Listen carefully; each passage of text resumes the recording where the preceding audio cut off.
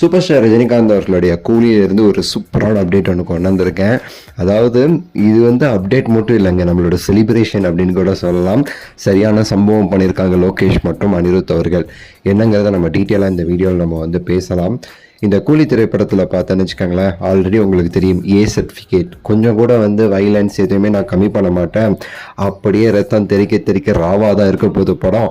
அப்படி இருந்தால் தான் அந்த படத்துக்கான அந்த ஃபுல் இது வந்து கிடைக்கும் அப்படின்னு சொல்லிட்டு வலுக்கட்டாயமாக இருந்து அனிருத் அவர்கள் இந்த படத்திற்கு ஏ சர்டிஃபிகேட் இருந்தாலும் பரவாயில்ல, எல்லாமே இருக்கணும், வைலன்ஸ்லாம் கண்டிப்பாக இருக்கணும்னு சொல்லி வந்து வச்சிருக்காரு. ஏன்னா நமக்கு தெரியும் ஜெயிலரில் அதே ஏ சர்டிஃபிகேட் கிடச்சிருக்கும். ஆனால் சின்ன சின்ன காம்ப்ரமைஸ் வந்து பண்ணியிருப்பாங்க, சன் பிக்சர்ஸ் ஆகட்டும் நெல்சன் ஆகட்டும். அதனால தான் கொஞ்சம் வந்து யூபாரி அந்த மாதிரிலாம் போச்சு. ஆனால் இதை பொறுத்த வரைக்கும் நோ அப்படின்னு சொல்லிட்டாருன்னு நினைக்கிறேன். ஏ சர்டிஃபிகேட் தான். ஆனாலுமே சரி, பிரச்சனை எதுவும் வராத மாதிரி பார்த்தீங்கன்னா 2-3 சென்சார் பண்ணியிருக்காங்க. சில இதை மட்டும் கட் பண்ணி சில கண்ட்ரீஸ்க்கு சொல்கிறேன்.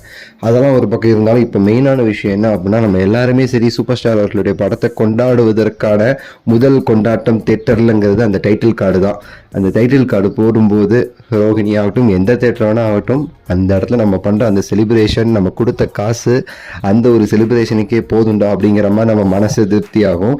அந்த மாதிரி ஒரு செலிப்ரேஷன் வந்து டைட்டில் கார்டுக்கு வந்து போடுவோம். அதாவது கடைசி ஒரு 10 வருஷம் நினைக்கிறேன், சேம் டைட்டில் கார்டு தான். அந்த பாட்ஷா, அண்ணாமலை அதே டைட்டில் கார்டு தான் இப்போ வரைக்கும் போட்டுட்ருக்கோம். ரீசெண்டாக சில இதெல்லாம் மாறிச்சு, உங்களுக்கு தெரியும். சிவாஜியில் வந்து வித்தியாசமாக வந்துச்சு, சந்திரமுகியில் வித்தியாசமாக பண்ணாங்க, எந்திரனில் வித்தியாசமாக வந்தாங்க, கோச்சரியானில் சூப்பராக பண்ணார், நம்ம லிங்கால மாஸ் பண்ணியிருப்பாங்க. அந்த டைட்டில் கார்டு ரொம்ப பிடிக்கும் எனக்கு. ஏஆர் ரஹ்மான் சார் மியூசிக்கில் அப்படி வந்து இருக்கும்.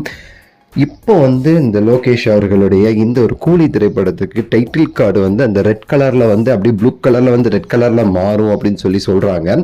அது போக எக்ஸ்ட்ராவும் ஒன்று ஆட் பண்ணியிருக்காங்க.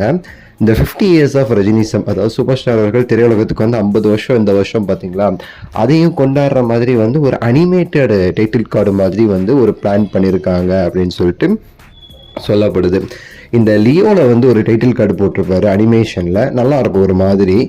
அந்த விட கொஞ்சம் சூப்பராக பண்ணியிருக்காங்க அப்படின்னு சொல்லிட்டு எனக்கு வந்து ஒரு தகவல். தேட்டரில் வந்து அது இன்னும் சூப்பராக வந்து நம்ம கொண்டாடுவதற்கு ஏற்ற மாதிரி இருக்கும் அப்படின்னு சொல்லிட்டு சொல்லியிருக்காங்க.